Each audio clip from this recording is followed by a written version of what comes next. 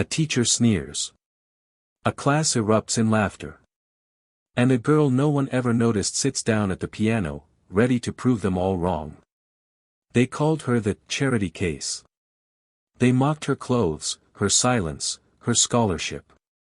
And today, in front of the entire class, Mr. Lennox gave her one choice: perform, or be humiliated.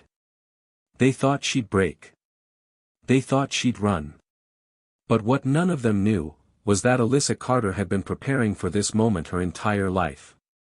And when her fingers touched those keys, the same classmates who laughed, went completely silent. Because in the next 3 minutes, Alyssa would do something no one could forget. She wouldn't argue. She wouldn't shout.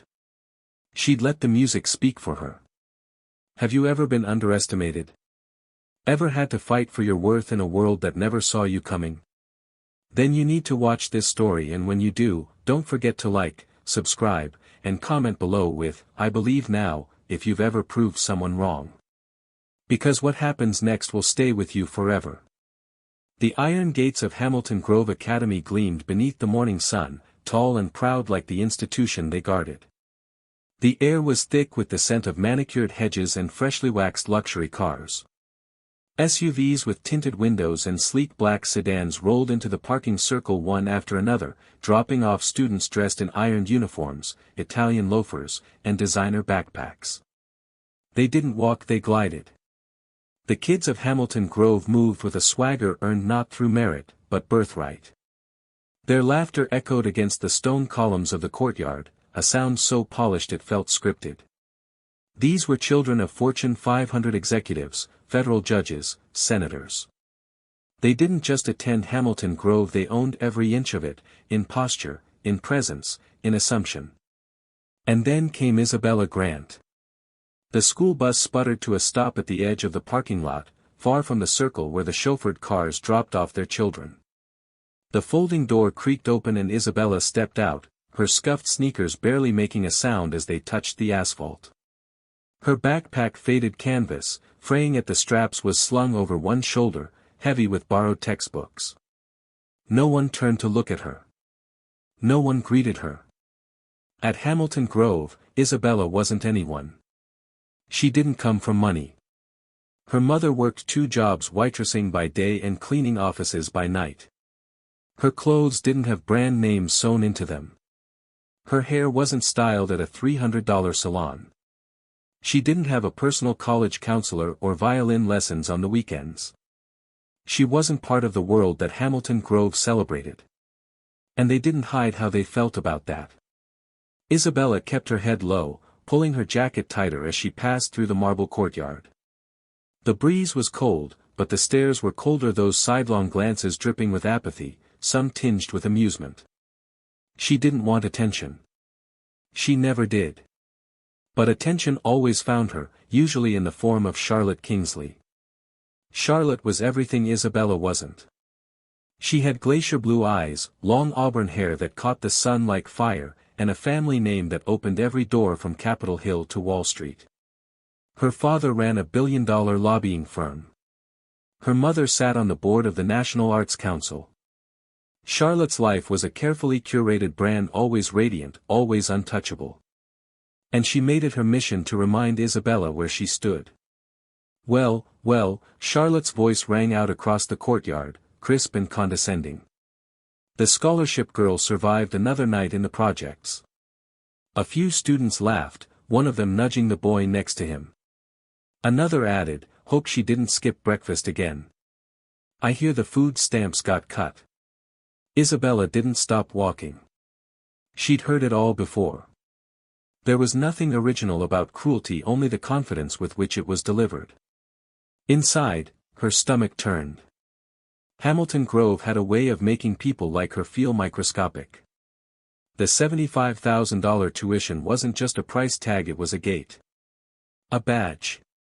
And though Isabella was there on a full academic scholarship, she might as well have been wearing a "Do Not Belong" sticker on her forehead. Her fingers tightened around her backpack straps as she ducked into the academic hall, trying to move past the cluster of laughing classmates. She told herself the same thing she did every morning: just survive. Just get through today. But survival didn't mean acceptance. It didn't mean she would ever be seen as anything more than a charity case. At the end of each school day, Isabella didn't climb into a Mercedes waiting out front. She walked 2 blocks to the bus stop, took a 40-minute ride through the city's fading edges, and stepped into a worn-down apartment on the 2nd floor of a brick building that smelled faintly of bleach and fried onions.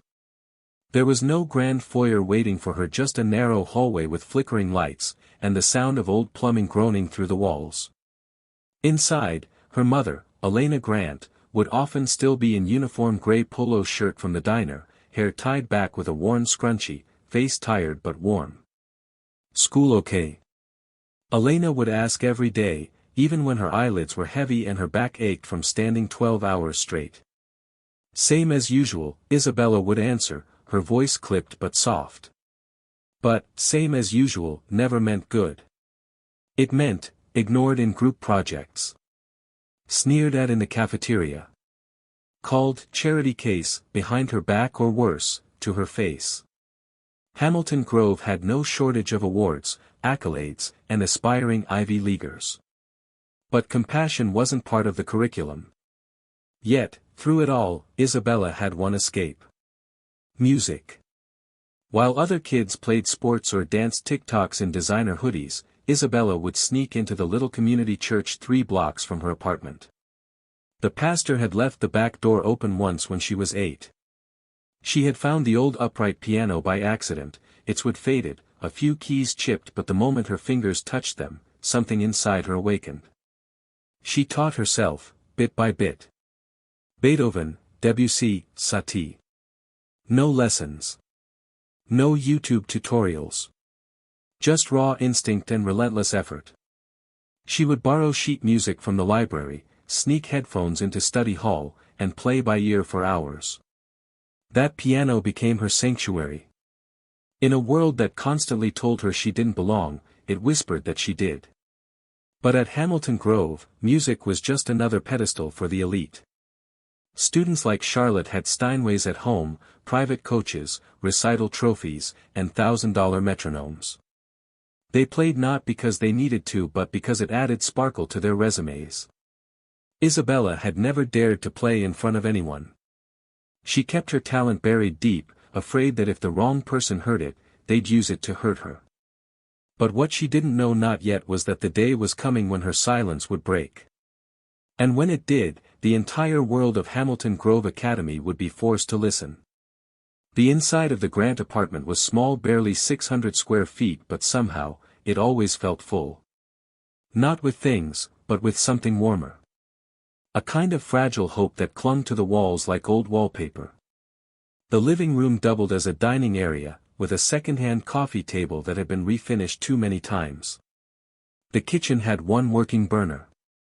And Isabella's room, if it could be called that, was a converted storage space barely large enough to fit her bed, a desk, and a stack of used library books. But tucked away in a corner of the living room, underneath a faded window curtain, was something precious. An electric keyboard.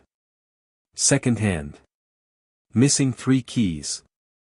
The A key stuck sometimes. The volume button didn't work. But to Isabella, it was everything. It had been a birthday gift from her mother the year before, paid for in small pieces, saved up dollar by dollar from leftover tips at the diner. Elena had found it in a pawn shop on Roosevelt Avenue, bundled with a pair of broken headphones and a cracked sustain pedal. It was the only thing Isabella owned that made her feel powerful. Each night, after her homework was done and Elena had gone to sleep, Isabella would plug in the keyboard and slip on the headphones. The apartment was quiet, save for the hum of the city beyond the windows, sirens, buses, voices arguing on the street. But in her ears, it was Chopin. Debussy. Beethoven. She didn't just play the notes. She lived inside them. While others studied for SATs or practiced lacrosse drills, Isabella spent hours decoding music sheets, rewinding the same recordings over and over, fingers trembling as they searched for the perfect rhythm. No one taught her. No one clapped. No one recorded her playing and posted it to social media. And that was exactly why it mattered. Her music wasn't polished. It wasn't perfect. But it was real. Born not from wealth or status but from hunger. From a need to be heard when no one listened. From a place so deep, even she couldn't fully name it. She remembered the first time she had ever touched real piano keys at the church 3 blocks away. She had been 10, waiting for her mom to finish a volunteer shift at the food pantry, and had wandered into the empty sanctuary. There it was, near the altar, a dusty upright piano with chipped keys and a warped pedal. She had touched it like it was sacred. Her fingers hovered, unsure until she pressed one note. Then another. Then another. The world had changed that day. Ever since, she had gone back to that church whenever she could. The old janitor knew her by name and often left the door unlocked. She would play when no one was there, sometimes by moonlight, sometimes in the still afternoon heat. It was the only place where she wasn't invisible. Back at school, she never spoke of it. Not even once. At Hamilton Grove, music was a social performance. Something used to impress donors at school galas, not something you used to keep your soul intact. Students like Charlotte Kingsley had full-time music tutors, pristine grand pianos at home, and wardrobes filled with recital dresses custom-made for their talent. They entered competitions not for the love of the art but for the resume. Isabella, on the other hand, didn't even sign up for music electives. She took physics and literature, kept her head down, and let the rich kids own the spotlight. There was no space for her there. No open arms. No invitations. But late at night, when the world couldn't see her, she came alive. Each song she played was a memory she couldn't voice. When her mother skipped dinner so Isabella could eat, she played. When another rejection letter from a summer program came in, she played. When she overheard Charlotte laughing in the hall about her Dollar Tree shoes, she played. That keyboard was her anchor. Her therapy. Her rebellion. She never played for anyone. Never dared. Because if the world hurt her, really hurt her, what would they do? What if they told her she wasn't good enough? That it didn't matter how many hours she practiced if her name wasn't printed on a donor plaque? She couldn't risk it. And so, she lived 2 lives. At school, she was the quiet girl in the back row. She took notes. Got good grades. Ate lunch alone. No one noticed her, and she pretended she preferred it that way. But in the dead of night, she was something else entirely. A girl with music in her blood, playing not to impress but to survive. And still, she knew. One day, it wouldn't be enough to stay silent. One day, the music would have to be heard. That day came sooner than she expected. It started innocently enough. An announcement made on a Thursday morning in room 3B, the music room with the grand piano that Isabella had only ever passed by with longing in her eyes. That's where Mr. Lennox, the music instructor known for his dry sarcasm and favoritism, declared that next week's class would include impromptu performances, raw emotion, not just memorized pieces. Charlotte, of course, beamed at the announcement. She had already played at the Lincoln Center once, accompanied by a string quartet. Her eyes scanned the room like a queen preparing to crush the competition. But Isabella's stomach dropped. She wasn't even in that class. Not officially. But fate, cruel and twisted, had other plans. Because that same afternoon, as she sat reading under the staircase during free period, an announcement blared from the intercom. Isabella Grant, please report to room 3B. Immediately. She didn't know it yet. But her quiet life, the one she had carefully protected behind invisible walls, was about to end. And the music that no one saw. It was about to become the only thing anyone could hear. The hallway to room 3B was longer than Isabella remembered. Or maybe it only felt that way because of the silence that followed her with every step. Her sneakers' rubber soles worn thin squeaked faintly on the polished floors as she walked. A few students peeked out of nearby classrooms, their curiosity piqued. After all, Isabella Grant wasn't someone who ever got called out of class. And certainly not to the music room. When she reached the door, she hesitated. Her hand hovered just above the polished brass handle, her reflection warped in its surface. It wasn't too late to turn around. Maybe the announcement was a mistake. Maybe they meant someone else. But then she heard him, Mr. Lennox. "Come in, Miss Grant," his voice rang out through the wooden door, laced with something that sounded suspiciously like amusement. "We've been waiting." She pushed the door open. The room was larger than any she'd ever performed in because she never had. Velvet drapes lined the tall windows, and the sunlight caught the brass pedals of a gleaming Steinway grand piano at the front of the room. Students lounged across cushioned chairs in a semicircle around it, their posture relaxed, amused, detached. Charlotte Kingsley was seated front and center, her legs crossed with precision, her manicured fingers twirling a strand of hair around one finger. She didn't look at Isabella. She didn't need to. The smirk on her face said enough. "Miss Grant," Mr. Lennox said, arms crossed and voice slow like honey with a sharp aftertaste. He was in his late 50s, lean but rigid. His salt and pepper hair matched the cold tone of his expression, and his wire-rimmed glasses never quite masked the judgment in his eyes. "We seem to be short a student for today's performance practice. Given your educational flexibility," he gestured vaguely, a nod to her scholarship status, "I thought it might be interesting to include a new perspective." The room chuckled. Isabella stood frozen by the door. She wasn't even enrolled in this class. She took music appreciation, an elective offered to students without formal training. She had never once played a note inside this room.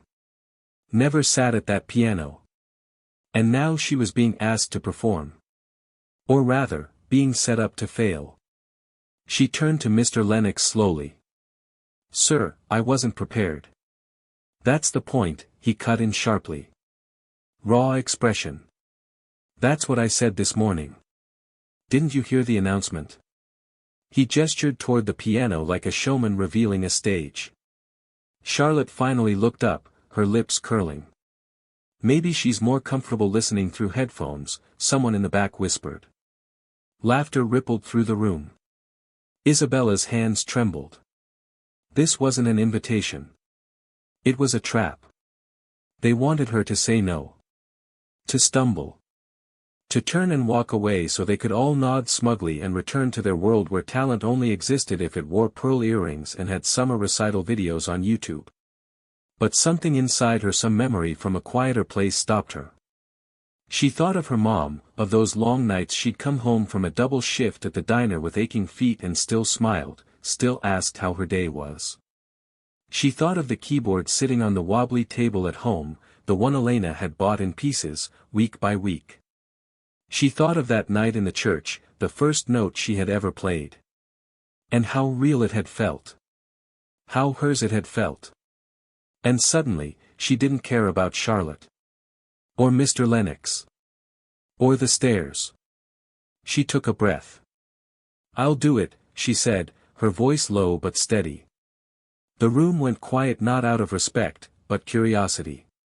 The kind of silence you offer someone right before a car crash. Isabella walked slowly to the front of the room, her feet like lead, her heartbeat echoing in her ears. She could feel their eyes crawling over her, expectant, hungry. Not for music. For humiliation. Mr. Lennox moved aside, stepping away from the piano like a guard granting access to a throne he didn't believe she deserved. She sat. The bench felt too high. The keys too bright. Her hands hovered just above them, uncertain. She hadn't played this piano. She hadn't touched real ivory in years. Her fingers were used to plastic, used to hesitation. She almost stood up. Almost. But then, she remembered something. Her mother's voice, "You don't need to prove anything to them, Isa. But don't ever let them make you feel like you're less than you are." Her shoulders eased. She closed her eyes. And she played the first note. A soft, trembling E-flat. Then another. Then a pause. The room didn't laugh. Not yet. They were waiting, breath bated, teeth sharpened. Then a giggle from the back. Charlotte didn't even try to hide it this time. She probably thinks she's in a church recital, someone whispered. But Isabella didn't flinch. She didn't look up. She didn't respond. Because by the time her left hand joined her right, by the time the melody of Debussy's Clair de Lune began to unfurl like a ribbon of light across the silence, the room had already begun to change. The air so dense with superiority thinned. The students leaned forward slightly. Mr. Lennox's arms unfolded. Charlotte's smirk began to fade. Because what they had expected was not this. They had expected clumsy fingers. Missed notes. A performance that would confirm what they all believed, that Isabella Grant didn't belong here. But instead, they heard soul. And for the first time in that room, the only sound that mattered was the music. The first few notes drifted through the room like a question. Soft. Hesitant. As if the piano itself wasn't sure whether it was allowed to speak in Isabella Grant's hands. Then came the next phrase. Delicate but deliberate. The music began not with power, but with permission. It tiptoed into the room, like a memory almost too tender to name. The notes of Clair de Lune floated softly, like moonlight brushing across water. Each key she touched didn't just sound, it breathed. The melody rose and fell with the rhythm of someone learning to speak after years of silence. There was no showmanship. No drama. Just vulnerability. The tones were glass-like, clear, delicate, threatening to shatter if you listened too hard.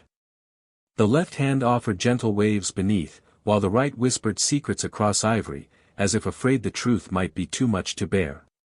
And then, just when the room thought it understood her, the music deepened.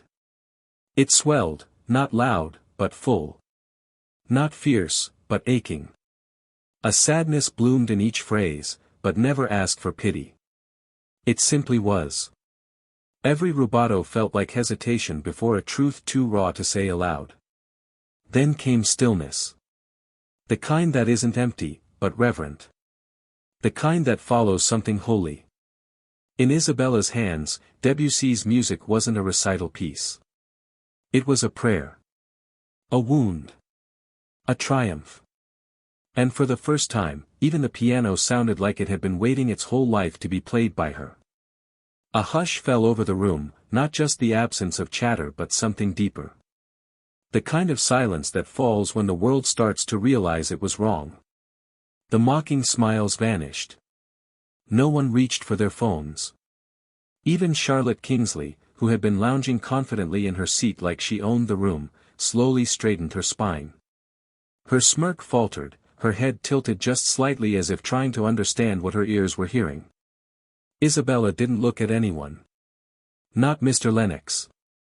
Not the cluster of elite students who had waited to feast on her failure. Not Charlotte. Her eyes remained closed. She played not for them but for herself. For the 10-year-old version of herself who sat alone in the sanctuary of a forgotten church, falling in love with sound. For her mother, who had scrubbed countertops until her knuckles bled so that Isabella could have a keyboard with missing keys. For every moment she had been told through glances, through silence, through outright cruelty that she didn't belong. Now she was speaking back. But not with words, with music.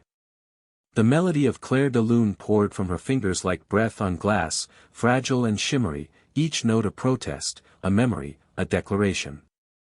She wasn't just playing. She was telling her story.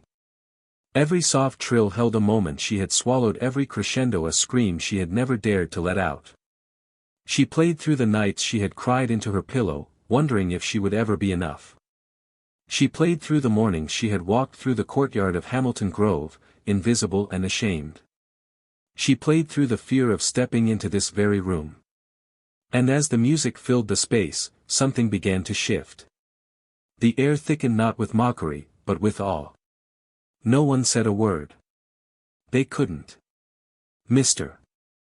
Lennox, who had spent decades shaping the musical elite, stood by the window with his arms loosely at his sides, eyes narrowed, mouth slightly open. His brows had begun to pinch together not with annoyance, but confusion. He was trying to understand how this was happening. How a girl with no tutor, no training, no legacy could create something this breathtaking. Charlotte's fingernails tapped against her thigh, almost involuntarily. Her lips pressed into a thin line. She glanced at her friends for reassurance, but they weren't laughing anymore. One of them was actually leaning forward, resting his chin on his hand, entirely transfixed. It was as if they had forgotten that this was supposed to be a joke. Isabella didn't notice any of it. She was elsewhere. Her fingers danced along the keyboard, graceful now, filled with confidence she had never dared claim before. She no longer questioned her right to be there. The piano answered for her with every chord. She didn't just know the music, she felt it. She had lived every measure of it in moments of hunger, in loneliness, in late nights spent studying on a flickering borrowed laptop while the world outside raced past her windows. And now, that life was singing. One note at a time. When she reached the final stanza, she slowed, let the silence stretch between the notes.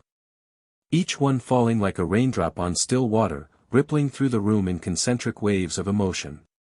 When the final chord arrived, gentle, aching, complete, Isabella let it linger, and then, nothing. No applause. No movement. Just breathless, weighty quiet. She opened her eyes, the room was frozen. She looked up slowly and for the first time, met their eyes. Charlotte was staring at her, expression unreadable. Her jaw slightly slack, her posture tense. The confidence she wore like armor was cracking. Mr. Lennox's gaze was fixed. He didn't blink. Isabella stood, legs trembling slightly. She stepped back from the piano and let her hands fall to her sides. Her palms were damp. Her heart was racing. But her spine was straight.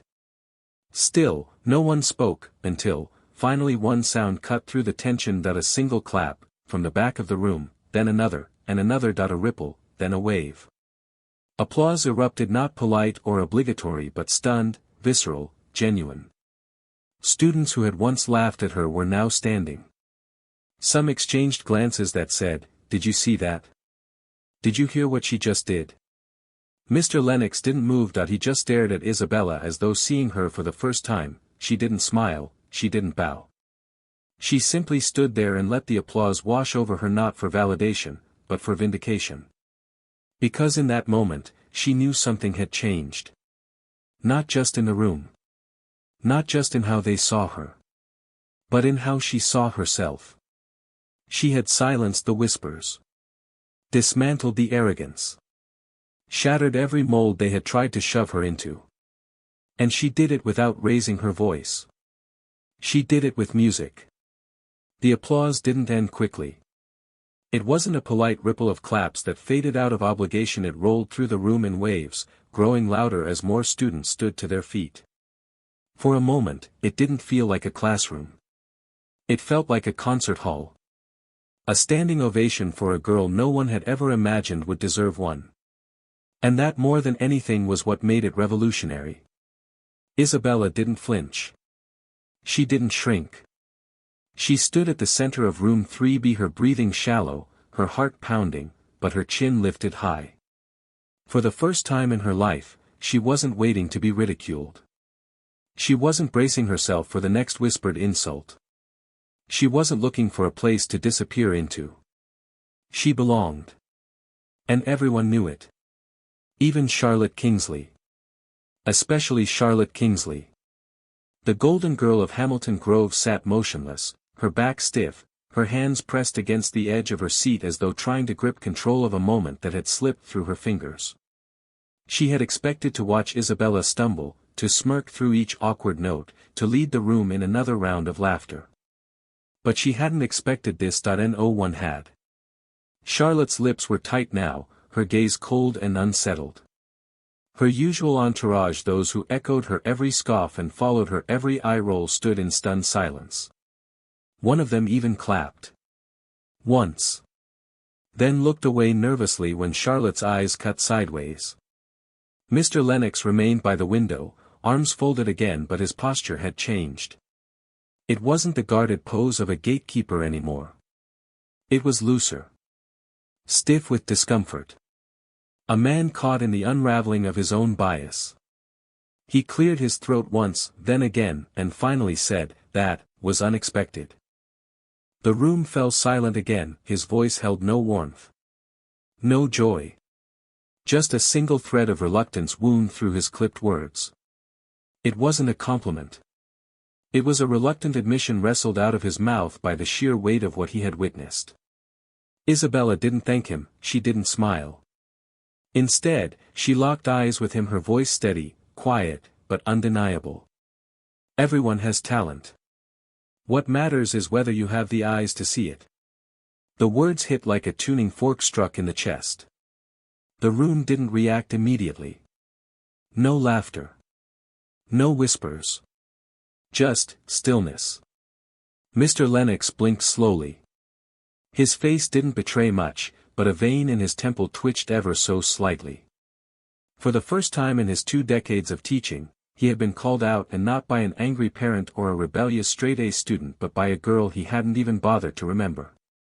The shock of it wasn't just in what she said.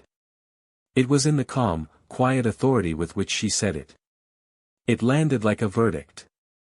And then, to everyone's surprise, more applause broke out. But this time, not for the performance. This time, it was for her words. Several students exchanged glances. Nodded. A few even smiled, not with pity, but with genuine respect. The kind of respect that couldn't be bought with legacy or family names. A boy in the back, someone Isabella had never spoken to, murmured, "She's right." And he said it like he meant it. A girl who usually sat next to Charlotte but never spoke up slowly nodded. Her face had shifted. No longer cold and performative but thoughtful. As if something inside her had been stirred for the first time. Mr. Lennox didn't respond. He just stood there, lips pursed, caught in a dilemma he had never imagined, whether to defend his own ego or accept that the world had changed in front of him and he had almost missed it. But Isabella didn't wait for his answer. She turned.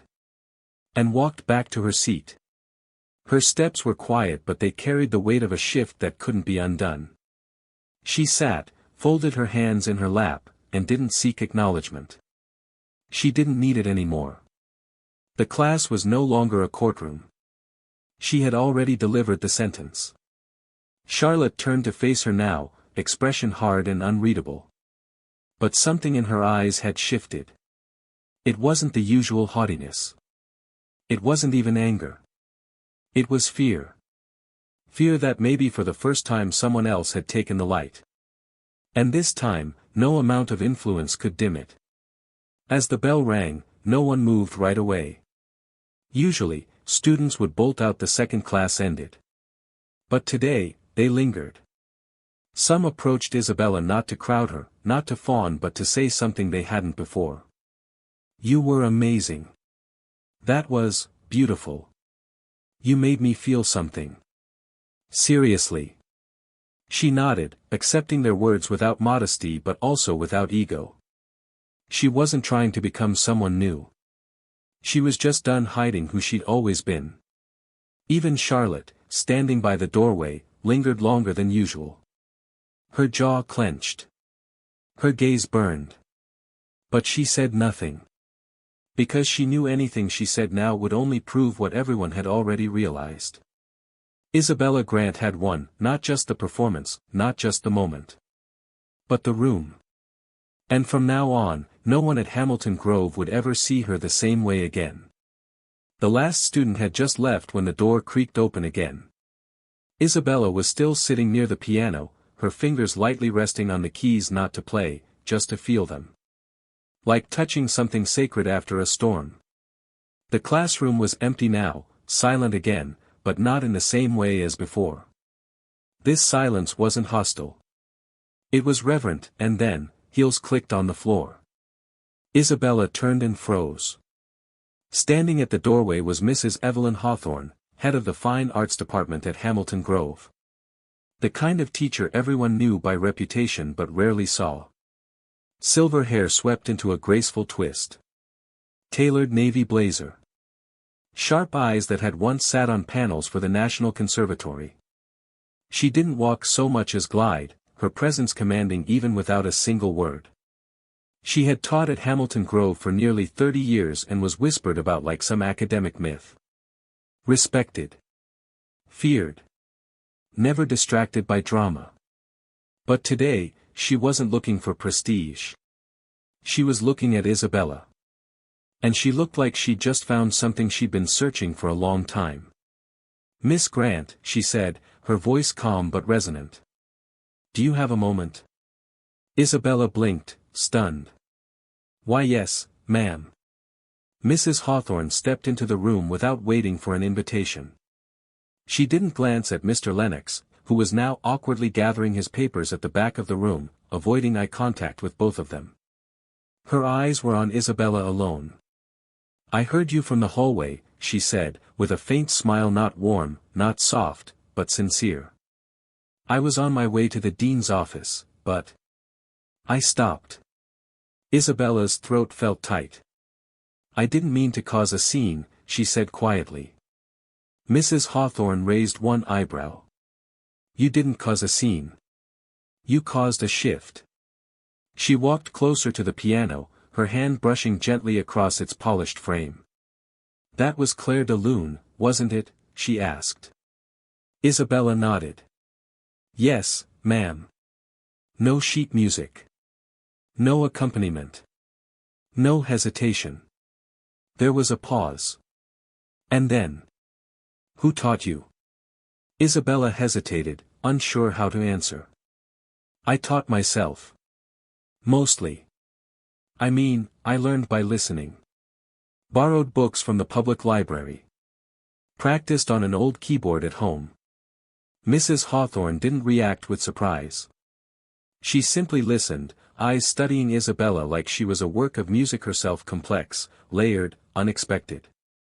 "Do you know," she said slowly, "that Hamilton Grove sponsors a national music scholarship competition every spring?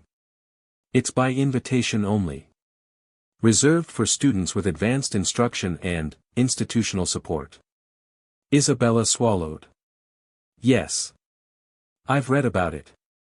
"I thought you might have," Mrs. Hawthorne said, her lips twitching with something like knowing. "It's highly competitive. A full scholarship to the Easton Music Conservatory. Most of the applicants have studied since they were toddlers.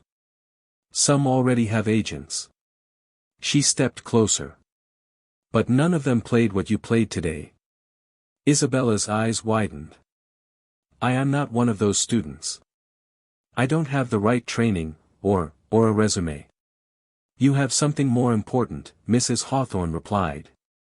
"You have authenticity. You didn't just play music, you bled it. You made an entire room of privileged skeptics forget what they were supposed to believe." The silence in the room grew deeper. And then, Mrs. Hawthorne said the unthinkable. "I'd like to nominate you for the scholarship." The words didn't register at first. Isabella blinked. "Wait, what?" "I'll take care of the paperwork," she continued, "but you'll need to submit an application and prepare 2 audition pieces by next month. 1 classical, 1 original. I suggest you begin composing now." Isabella's lips parted, but no sound came out. She had spent years dreaming of a moment like this. Except the dream always ended with a door slamming shut. With someone in a pressed suit telling her she wasn't qualified. That she hadn't earned the right to even apply. Now someone was holding the door wide open. Mrs. Hawthorne studied her carefully, as if waiting for the fear to kick in. The hesitation. The doubt. But this time, Isabella didn't flinch. "Okay," she said. Her voice was trembling, but her eyes weren't. "I'll do it." A small smile touched Mrs. Hawthorne's lips. Not warm. But proud. "I thought you might say that." She turned to leave, her heels clicking once more toward the door. But then she paused. Miss Grant, she said without turning around. You should know talent may open the door, but conviction is what gets you through it. And then she was gone. Isabella stood alone in the middle of the room. The same girl who had walked in terrified. Now holding something priceless. A shot at a future she never thought she was allowed to chase. She reached out and touched the piano one more time. Its keys no longer felt intimidating. They felt like home. The afternoon sun had begun to dip when Isabella stepped out of Hamilton Grove's front doors. The sky was streaked with soft golds and pale blues. Students passed her on the steps, some chatting, some typing into phones, but a few glanced at her differently now. Not with mockery. Not with disdain. With something closer to curiosity. Maybe even respect. Isabella didn't smile. Not yet. Her mind was still spinning, caught between what had just happened and what it meant. Her fingers brushed the edge of her backpack as if grounding herself in something real. Mrs. Hawthorne's voice echoed in her mind. Talent opens the door. Conviction gets you through it. She walked fast, past the manicured lawn, past the statue of the school's founder, and down the block to the bus stop. As usual, the city's hum wrapped around her horns in the distance, shoes tapping concrete, the rumble of trucks barreling past. But today, it all felt quieter. Because inside her, something had shifted. At home, the apartment smelled faintly of lemon cleaner and reheated pasta. The television murmured from the living room. Her mom's shoes sat neatly by the door. Elena was home early. Hey baby, her mother called as soon as she heard the key. How was? She paused when she saw Isabella's face. She stood from the couch, wiping her hands on a towel. Isabella, are you okay? Isabella stood frozen in the doorway for a second. Her mouth opened, closed, opened again. And then, they asked me to apply, she blurted. Elena frowned. Apply to what? The scholarship. The big one. The National Music Scholarship. Mrs. Hawthorne heard me play, and she wants me to compete. The towel slipped from Elena's hands. For a moment, she didn't speak. Her eyes blinked quickly, as if trying to process the words. And then she stepped forward and pulled Isabella into a hug so tight it stole her breath. She smelled like detergent and tiredness. Like safety. Isabella's voice cracked as she whispered, I didn't think this would ever happen. Elena pulled back just enough to look her daughter in the eye. I did. But what if I'm not ready? Isabella asked. Her words came out in a rush, her voice brittle. What if I get to the audition and I freeze? What if all those kids with perfect pianos and expensive teachers blow me out of the water? What if this was a fluke? Elena's eyes softened. Isabella, she said, cupping her daughter's cheek, your entire life has been a stage. One no one else ever noticed. You've been performing without applause, practicing without praise, getting back up every time the world knocked you down. If that's not a musician, I don't know what is. That night, after her mom had gone to bed, Isabella sat at the old keyboard, the one with the stuck A key and the flickering power light. She stared at it for a long time before finally reaching for her laptop. The scholarship application was open on the screen. She had read every line before. Memorized the deadlines. Fantasized about it 100 times. But now it wasn't a dream anymore. It was real. She began to type. Name, Isabella Grant. Field of study, classical piano. Audition piece 1, Claire de Lune. Audition piece 2, to be composed. Then came the essay prompt. In 300 words, tell us why you believe you deserve this scholarship. She stared at the blinking cursor. And then she began to write. I was never meant to be seen. At least, that's how it felt. In classrooms, I sat in the back. In hallways, I walked invisible. I didn't have a music room or a polished piano. I had a chipped keyboard and a church that left the door unlocked. But I had one thing no one could take, hunger. I played every night when the world slept. I played when it hurt. And one day, I played in a room full of people waiting for me to fail. But they didn't get failure. They got me. I don't want this scholarship because I had the perfect start. I want it because I never stopped trying. Music didn't make me feel special. It made me feel seen. And now, I'm ready for the world to see me too. She read it again. And again.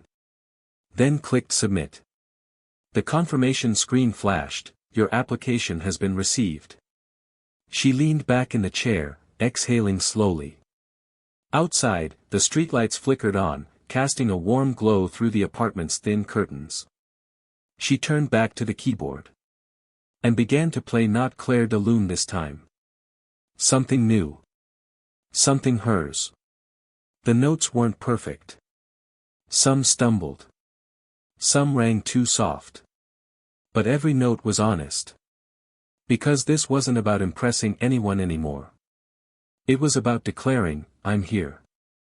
The music filled the small apartment, rising above the hum of the city outside, sweeping past old doubts and past slights, echoing through a space where once there had only been silence. And when the final note rang out, Isabella smiled, not a big, triumphant grin. Just a quiet one. The kind that says, I believe now. This isn't just a story about a girl and a piano. It's a reminder that silence is not weakness, and being overlooked does not mean lacking value. Alyssa Carter didn't change who she was to fit in. She embraced what made her different, and in doing so, she forced the world to listen. The real lesson. Your worth is not defined by where you come from, what you wear, or how loud your voice is. It's defined by what you carry inside, your resilience, your dedication, and your belief in yourself even when no one else does. In a world that constantly tells people they're not enough, be the one who proves otherwise. If this story moved you, take one powerful step, believe in your own voice. Share this video with someone who's been doubted. Leave a comment about a moment you chose to rise. And most importantly, subscribe to our channel so we can keep sharing real stories that inspire courage, dignity, and transformation.